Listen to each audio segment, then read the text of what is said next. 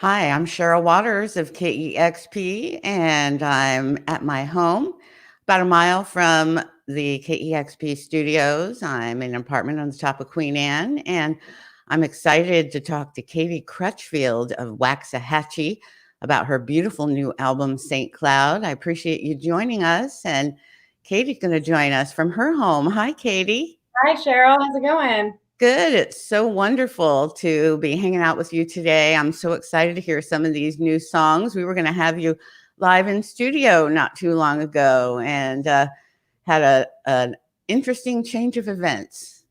Yep, here we are, just talking from home. I know it's been sort of a one of a kind experience. You and I both talked about how we're kind of homebodies. So there's parts of this that is calming and peaceful and an interesting way to introduce this beautiful new record to the world. Indeed. You know, St. Cloud is such a magnificent record, and it sounds like it that you took the time to make something that you truly felt good about and that you stayed true to yourself on this record. Does that feel, like something that resonates with you? Yeah, I would hope that that's true on every record, but it does feel very specifically true on this album. I was really intentional with the amount of time that I took, and I took a lot of time off from music just to kind of like recalibrate and decide, what I was enthusiastic about and excited about musically again. And yeah, just really took it slow on this one. And I feel like it really paid off. I feel like I'm really the happiest I've ever been about a record, about this record. I always feel weird saying to an artist, this is your best record yet, because in a way it feels like you're saying that the other ones weren't good. And I'm such a huge fan, starting with your very first record. But I mean, this record is magnificent in such a different way. And you kind of alluded to this a second ago, but you talked about letting yourself forget what it felt like to be a musician. Can you talk about what you meant by that?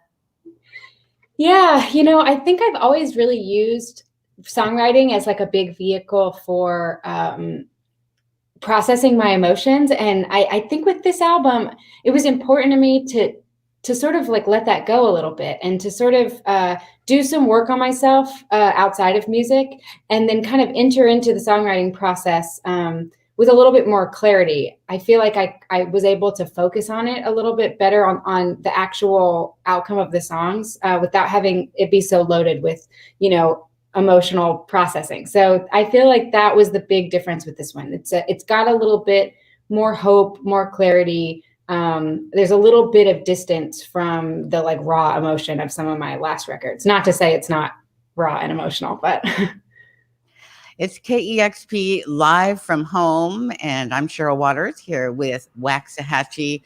The new album's called St. Cloud. You want to play a song for us? I would love to.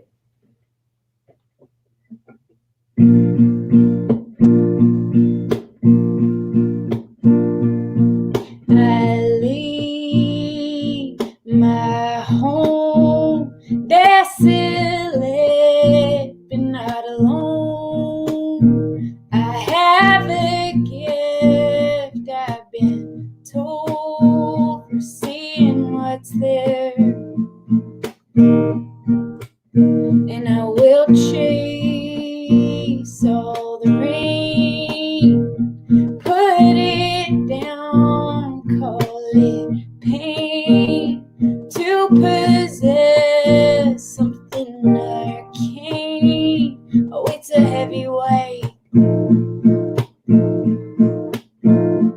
We leave love behind without a tear or a long goodbye. And as we wait for lightning to strike, we are enthralled by the calling of the eye.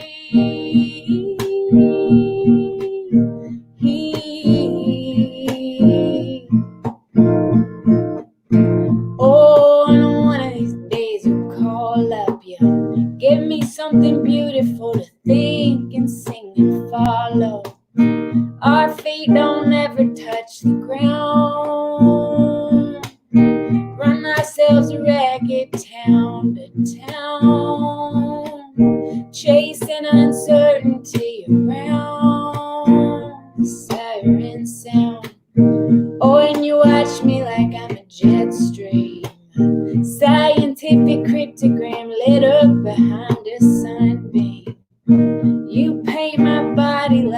rose,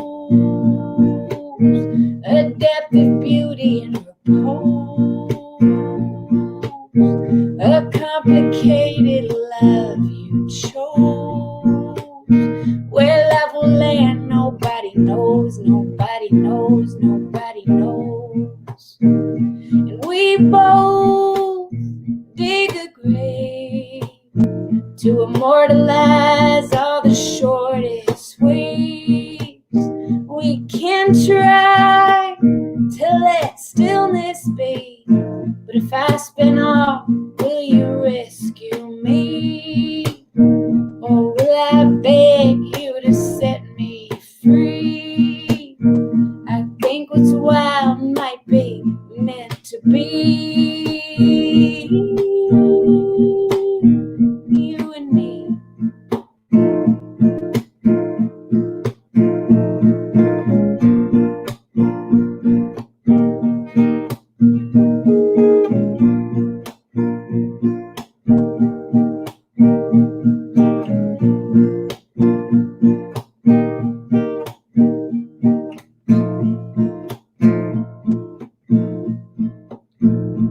We leave love behind without a tear or a long goodbye.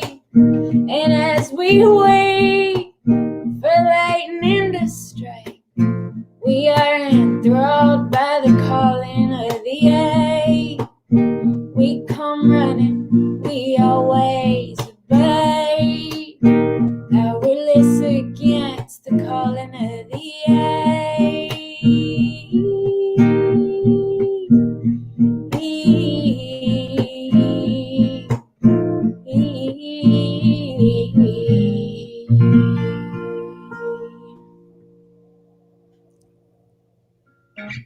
Ah, so beautiful. That's one of my favorite songs on the record.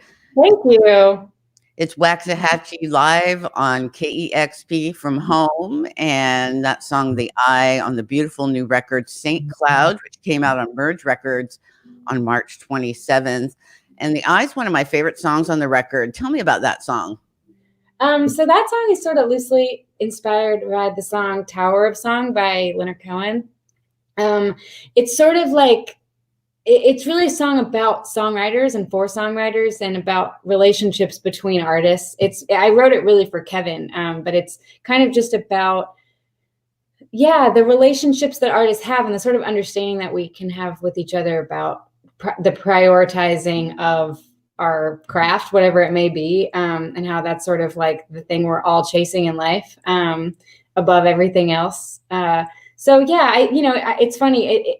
I feel like, but just because it's about Kevin, like we sort of have this special understanding where we sort of like support that the other one is always chasing, the next great song. So yeah, The Eye is kind of I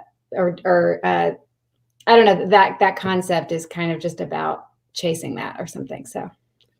And you're talking about your partner, Kevin Morby, and many, many of our listeners are big fans of Kevin's. He was sitting right over there. I had to tell him to leave. You honor a lot of important relationships throughout this record. I feel like you address friendship in a very deep and profound way. And I know for myself, as I've grown older and I've determined, what's most important to me, that I have decided that a lot of relationships are very important to me and that I need to make time for those. And I feel like when I hear some of the songs on that record, I feel like you might be going through the same thing as well. Big time. That was a really big thing that I sort of, or like a conclusion I came to over the last few years of just sort of like finding my people and kind of establishing my people and then really nurturing those friendships. And I try to write a friendship song, a platonic love song on every record, but this one has a handful of them. And I really think that that's something I was really focused on as I wrote the record. What was the experience of introducing those songs to those specific people? It's always so beautiful. I really think that friendship songs, because it's less loaded than heartache songs, or like even like family songs, or like, you know, childhood songs, all that stuff. Like it's the most like delightful thing to do as a songwriter, is to show your friends like a nice song you wrote about them. Well, speaking of friends, it sounds like you were really inspired by the people who helped make this record with you. Talk a little bit about those relationships. Yeah, it's big time. So, you know, I'll say this about making St. Cloud. It's kind of like the first time I've ever made a record where every single piece of the puzzle just was absolutely perfect. Sometimes like you have to make sacrifices. Certain people aren't available, or you don't have like the resources to do certain things. And with this record, I was really sure about who the people in the room needed to be, and they all were in there. And so that's really rare, and I think is like only adds to why I am so happy about the album. But I had Brad Cook, the producer, who's sort of like my favorite producer ever, and he really was my big like collaborative partner on this record. Oh my. So it was either going to be me or you. The other really important part of the process is the band, which was two members of the band, Bonnie Doon from Detroit, who are like my favorite band, and the other is Nick Kinsey, who plays drums with Kevin and has played drums on a lot of great records. And they were all so important. Like without them, the sound would have been not what it is. So that's wonderful. And if you were going to be touring, would these people be on tour with you now? Some of them would have, yeah. Bonnie Doon would have, in its entirety, that entire band would have been my backing band, plus my friend Jackie Warren, who plays bass and sings backup. Well, while I pull myself together after, I'm like, I'm not sure actually how you turned your FaceTime off. You're either. Can you play another song for us? I'd love to.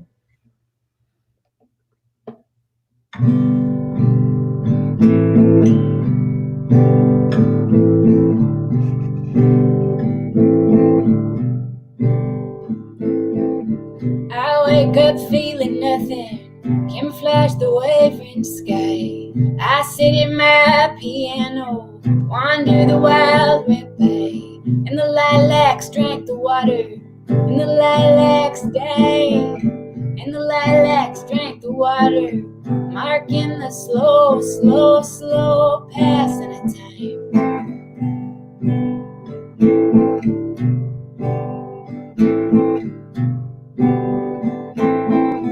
I get so angry, baby, at something you might say. I dream about an awful stranger, work my way through the day. I run it like a silent movie, I run it like a violent song, I run it like a voice compelling, so right it can't be wrong. Find a broken record, write it in the dust, babe. I'll fill myself back up like I used to do. And if my bones are made of delicate sugar, I won't end up anywhere good without you.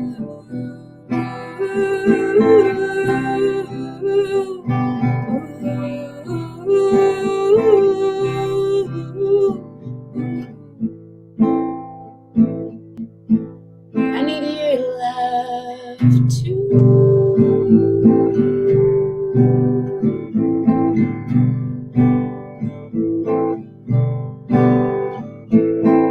When I live a sparse existence, I'll drop down in the fold, lean into an urgent falter, spin silence in the gold.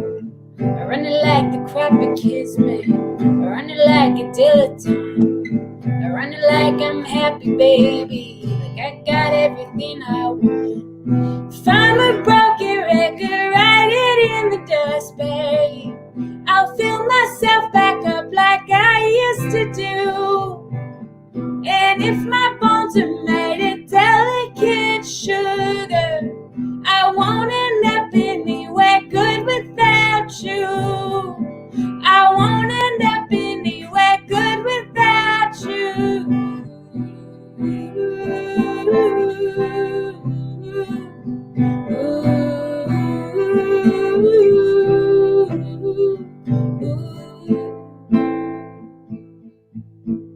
I need your love too.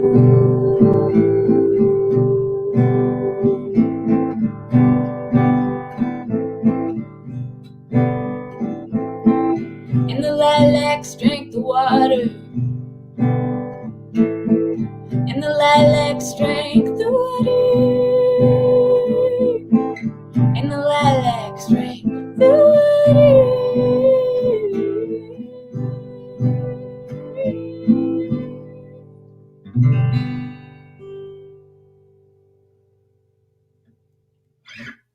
You're listening to Waxahatchee, KEXP live at home, and that beautiful song called Lilacs on your new album, St. Cloud. Tell me about making the video for that song. That is so gorgeous. Thank you so much. Yeah. So that video was made by Ashley Connor, who I'm such a fan of. And she's an amazing director, but she's also a really great cinematographer. And so I'd always kind of thought I'd love to do a single shot dance video with Ashley, and who else to star in it but my very best friend Marley Grace, who's who throughout everything that this record's about. I mean, there's so much that it touches on, but it's like a lot of it's about sobriety and codependency, and a lot of the stuff that I've kind of been working through in the last few years. And she's been my sort of main beacon of friendship and hope throughout all of it, the person I really gone to. And she's a dancer and a writer, and it was just like it felt like an easy way to kind of work her in to this record that I feel like she was also kind of behind the scenes a big part of. So yeah, we shot the whole thing 6 times and just picked the best one. It was like the quickest video shoot ever. It's really great. And thank you. There's a lot of unflinching self-examination in this record, and it sounds joyous to a lot of people. There's definitely a lot of hope there, but you've said that there's a lot of darkness on this record. Tell me a little bit about that.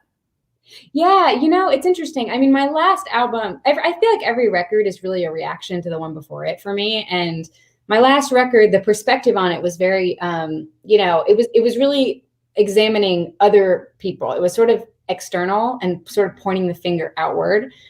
And that was really great and powerful. And I enjoyed making that. It was really cathartic. But I think for me, I was feeling like the sweet spot for me at my perspective as a songwriter is to kind of like go inward and to examine myself. And I just had such a crazy life-changing couple of years with like my getting sober and things like that. So I feel like, it was really natural for me to kind of go inward and just kind of like poke around at all of the crazy stuff that was going on. Cause I feel like when you, obviously as a sober person, the things that were causing you to abuse substances usually are still sitting there when you stop abusing the substances. So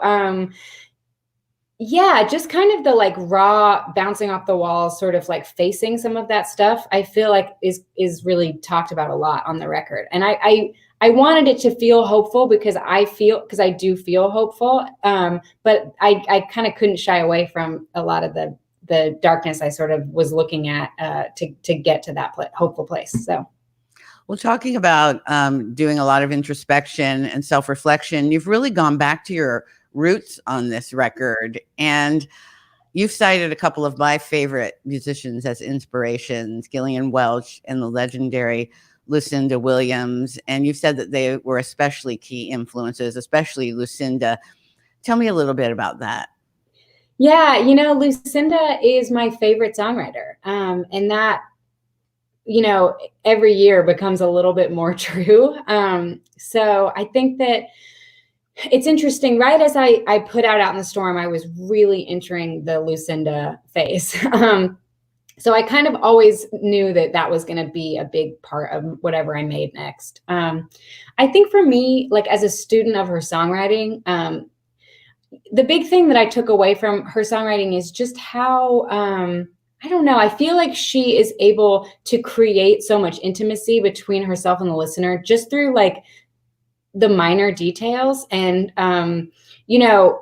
like the sort of, even just like putting you in the places that she's in. I think that she like tells stories so powerfully just by like, maybe like leaving out some of the big stuff and letting you fill those blanks in yourself, and just kind of creating an atmosphere and a scene with this sort of minor, almost like sensory details. And so I was really trying to do that on this record. I really wanted you to kind of inhabit my head a little bit more than just like tell this story about this person and he said and she said and that kind of thing. So I feel like those little details of her in her songwriting really were huge for me. What an incredible person to look up to. I mean, may you have a long and successful career as she has. I mean, I think about how long ago it was I first discovered her and enjoyed her music, and I just saw her last year. I mean, she's still going strong, and the record comes out this week. I know. It's crazy. Talking about that sense of place, there's such a warmth that infuses this record, and you made the record in Texas. Tell me about that. Yeah, it's interesting. I mean, so the studio I made it at is called Sonic Ranch. It's in West Texas. And Brad Cook, the producer, really likes to work there. So that was kind of his idea. But Texas always felt really appropriate because it feels like the setting for a lot of these songs, at least the location in which I wrote them, sort of lies between the South, like the deep South, and the Midwest. And to me, Texas is kind of like the perfect weird combination of those two places. So it always felt kind of kismet and perfect. But yeah, the studio it's in El Paso, and it's the best. Well, paint a little picture about what the experience was like down there. The weather, the vibe. How long were you there? Who was there with you? How were songs coming together? Yeah, it was so magical. It was it was middle of summer, so it was like, it was at least 100, over 100 degrees pretty much the whole time we were there. So the air conditioning was like pumping. I remember actually being colder than I was hot most of the time because of the AC. But we had Brad there, and our engineer, Jerry Ordonez, who's amazing. He's the house engineer there. And we had the boys from Bonnie Doon, Bobby Colombo and Bill Lennox, and we had Nick Kinsey on drums. And it was really so great. It was just the band set up in the live room, and we tracked it, most of the record like that. We definitely had some overdubs here and there, but it was mostly just tracked like band set up in a room and us jamming and trying things. And it all felt really organic. It's a lot of analog instruments. There's not a lot of synth. There's not a lot of stuff like that on the record. There's a little bit here and there, but I play acoustic guitar only on the record and piano and stuff. But normally I play electric, and I didn't on this one. So yeah, it was. There's a lot of warm tones and it was very simple. That was kind of the name of the game, to just like support the songs and keep it as simple as possible. Your last couple of records were pretty noisy with big guitars and noisy sounds. And this record is so spacious. It feels like Texas, and the sound's very clean, which leaves a lot of room for your voice and lyrics. And it sounds like you're really leaning into your voice on this record. Yeah, that was something that I kind of came to over the last few years. I think that one of the big moments that I'm just sort of only now realizing was when we did those Jason Molina covers. I feel like I was starting to kind of come into my own as a vocalist a little bit, and then singing his songs and hearing my voice back, like sort of trying to like, I don't know, not mimic him, but sort of like use some of his inflections, made me hear some things in my voice some tones and some things that I really hadn't heard before. And I think that kind of put me on the path of like, I want to like really challenge myself vocally. I think I can do some interesting and exciting things. And so the whole time I was really writing to that. And then when we got in the studio, it was kind of all about framing that. What do you love about songwriting? I think it's interesting. I mean, I think just like there's something so satisfying about being able to articulate an emotion or an experience well. I think that there's something about it that feels just really powerful when it's done right and it's done correctly. And I think now I'm at a point where I really labor over it. I spend so much time on the lyrics, just getting them just right. And there's just something about chipping away at something and then finally landing.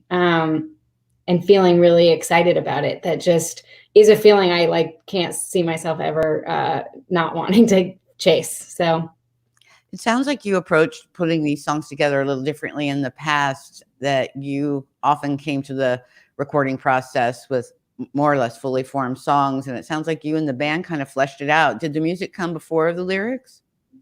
Yeah, all the songs really started out as just, voice memos in my phone of just like me humming different things in the middle of the night. And then, we had a lot of demoing sessions before we went to Sonic Ranch too, where I kind of fleshed out the songs before I wrote the lyrics with the instruments, which is something I never do. I usually kind of like have it sit down, write a song, and it's done, and then I bring it to the band. And this time I kind of like needed to get us, I knew the sound was going to be new and different. So I kind of needed to have an idea of what that was going to be. And then that informed how I wrote the lyrics. We're talking about the new Waxahatchee album, St. Cloud. It came out on Merge Records on March 27th. It's KEXP Live from Home. Katie, you're going to play the title track next. Yep. It's Waxahatchee. The song's called St. Cloud.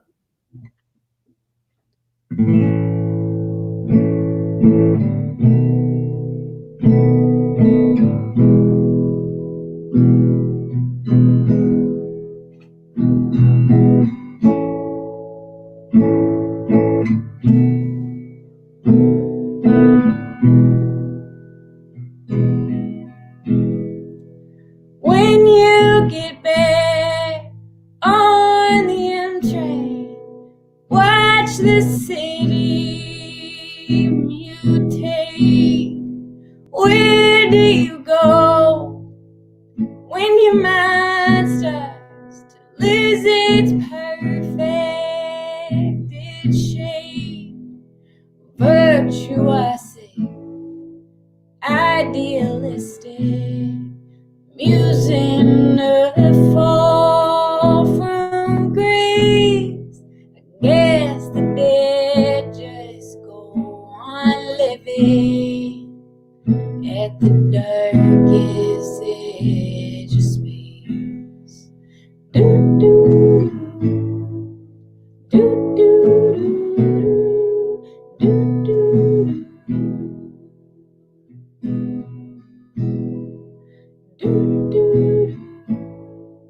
do do do do. And when you get back home to St. Cloud, watch the new world project, arousing image, scorched earth swinging, supernatural and complex. I might show up in a white dress, turn reluctance on its ear. If the dead just go on living, well, there's nothing left to fear. Do do do do do do do.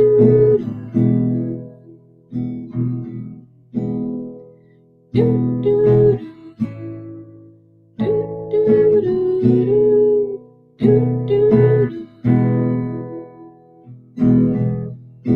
And if you burn slow, burning slow on your own route, yeah, what you know, burning slow, burning slow, burning slow, burning slow.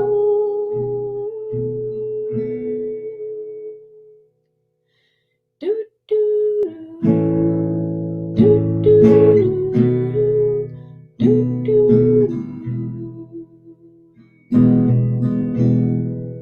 Do, do, do, do, do, do, do.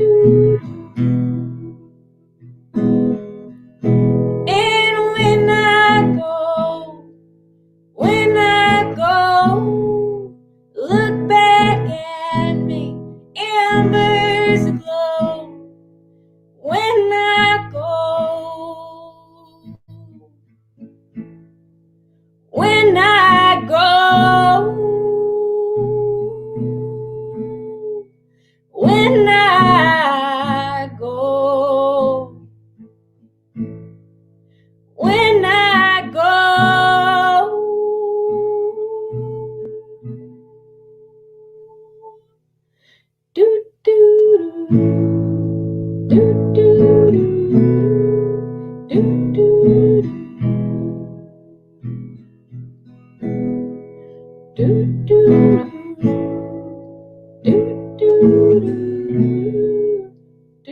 do.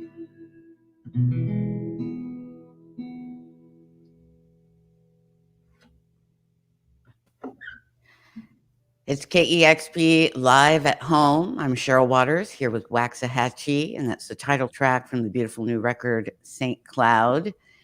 And Katie, I know in the past that you wrestled with your Southern identity and affinity for country music, and we did talk a little bit about that when talking about Lucinda and Gillian, but what changed and what brought on that new embrace? Yeah, I mean, I think a lot of it is the sort of, the country music influence on the record, which I think really comes from like my foundation as a kid. I mean, that was like the first music that I really loved and connected with.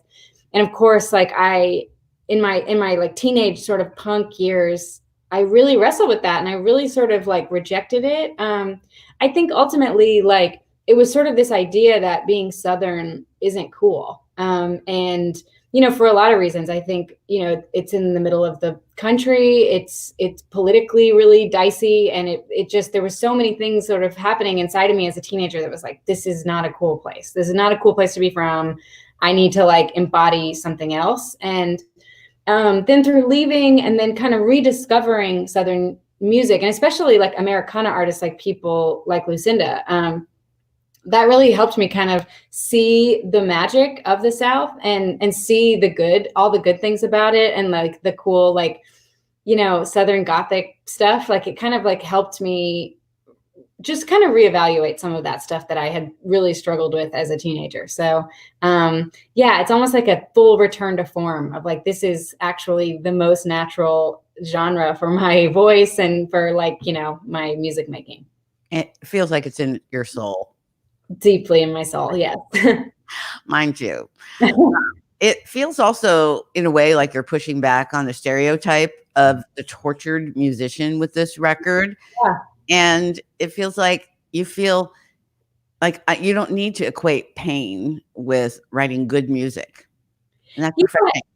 I think that a lot of it is more than it is pain, because I do think that pain's just going to be a part of life forever, no matter what. But I think that it's sort of like, I think like creating problems for myself or like hurdles or like a lot of it being substance abuse, that kind of stuff, just sort of like the messiness of all of it. Kind of like, I don't know. I mean, I really struggled as I wrote the record. I was really trying to prove to myself that like I can be in a mentally, physically, emotionally healthy place and still write about darkness and still write about my experiences and make it interesting. And I didn't really believe that I could do it. It was really me trying to prove it to myself. But it feels cool to like be able to go there, be able to like kind of show the crazy, messy, dark stuff that happens in my soul and my mind without burning my life down over and over again. That was kind of the objective. Well, while you were playing that last song, I was looking, there are a ton of messages coming in, lots of love for you. And I want to let people know that if they want to ask a question or maybe send out a request, I think maybe you'll consider doing a cover at the end. Why don't you go ahead and send those in? This is my first time doing one of these live streaming things, so hopefully I can keep up with the messages because you have a lot of fans here. But I did see that Colin asked, who wants to hear Can't Do Much? And perfect. I'd love to hear that. Perfect. Great.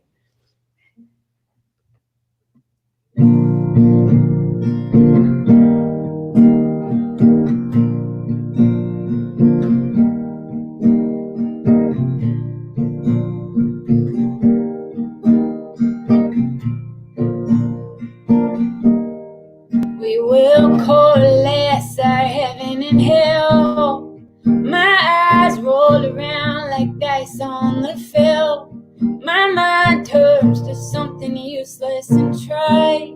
My uneasiness materialized. I want you all the time, saying melody, nullify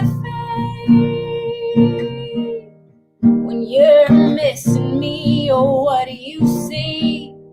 Something wild that you think you'll never be.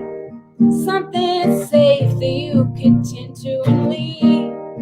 Something versatile to fill all your needs. Maybe I give it to you all on a day.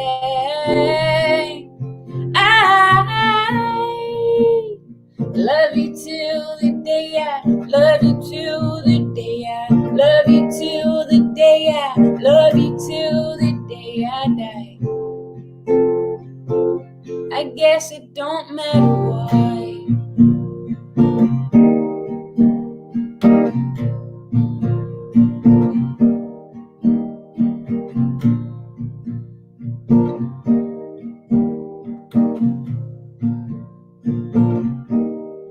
In my loneliness, I'm locked in a room. When you see me, I'm honey on a spoon. Do you think that you were reading my mind? My uneasiness materialized. I'm waiting all the time, saying I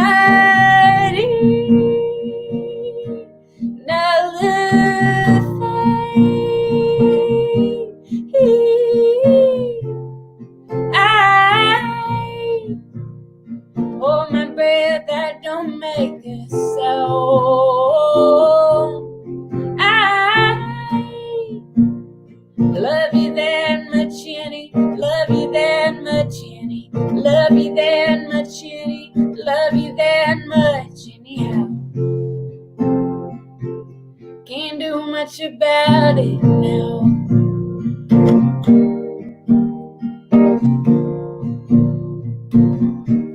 I want you all the time, saying I want you.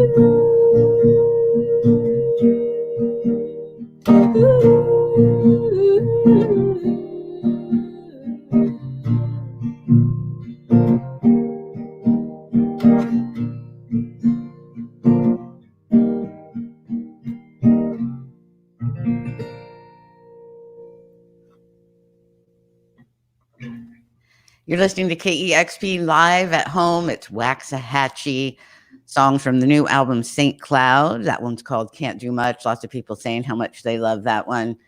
Cool. Thank you for playing that.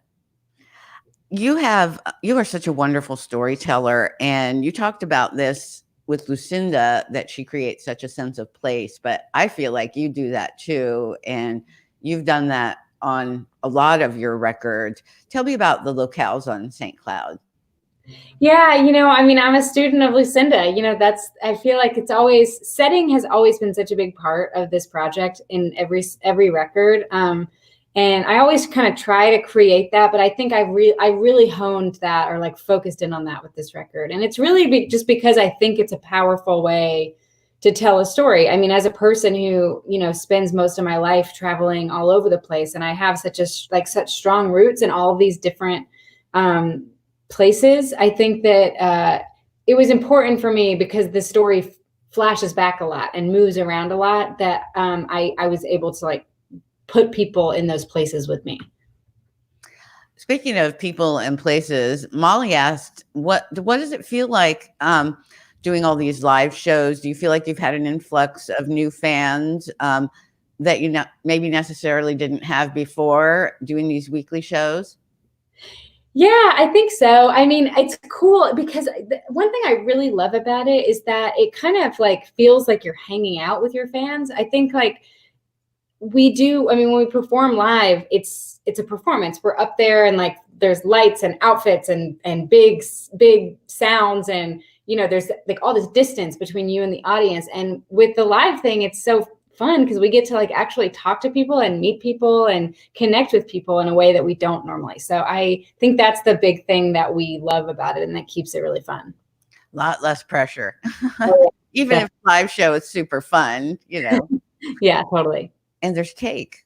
And we can eat cake. We can just kind of be in our pajamas if we want to. We do kind of pace around the house for like 10 minutes before it starts, kind of nervous. So it's pretty normal, like a normal show. But yeah, it's pretty low key.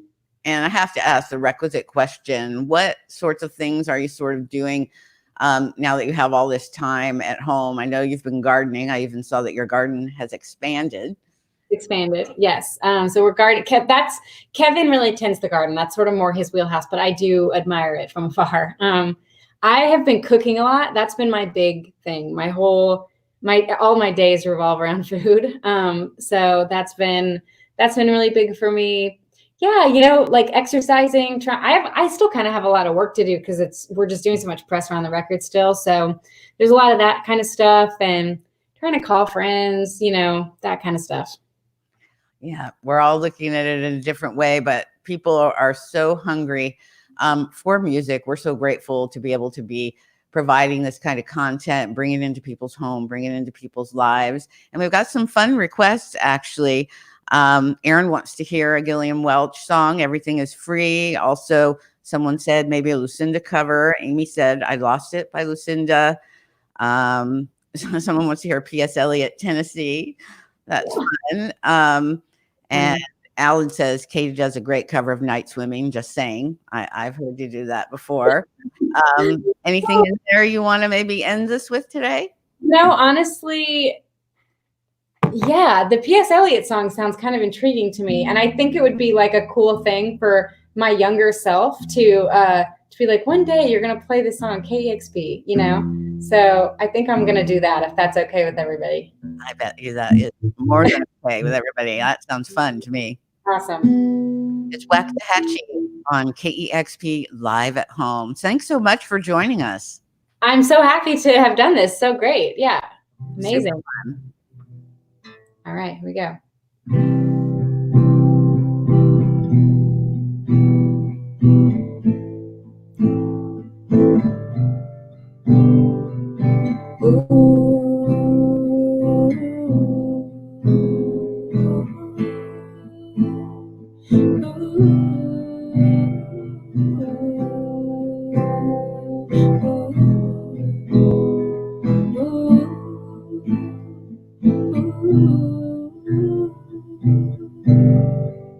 I got affection to criticize, knocking me to a poor cold heart in an altered state of mind.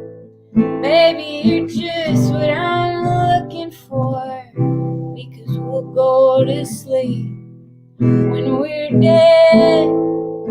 I'll quit when I'm 25. Now I'm feeling indestructible, aimlessly live.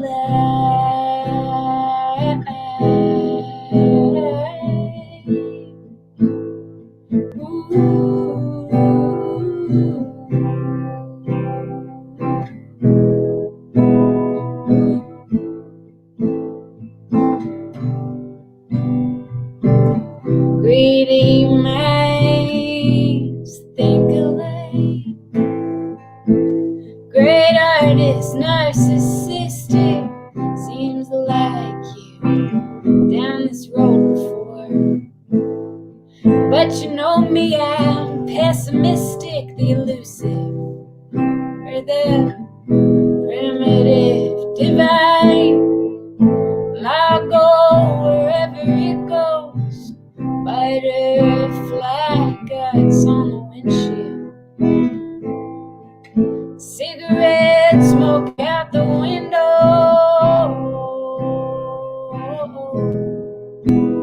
Oh.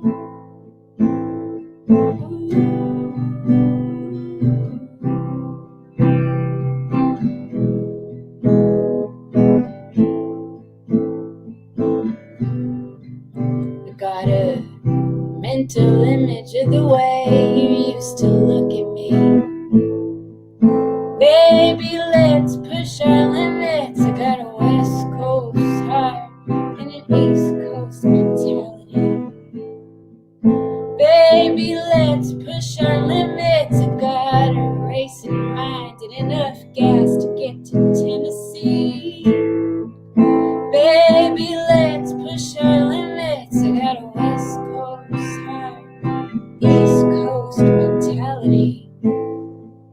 Baby, let's push our limits tonight.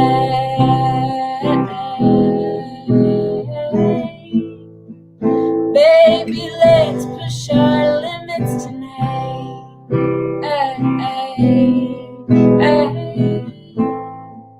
Baby, let's push our limits tonight.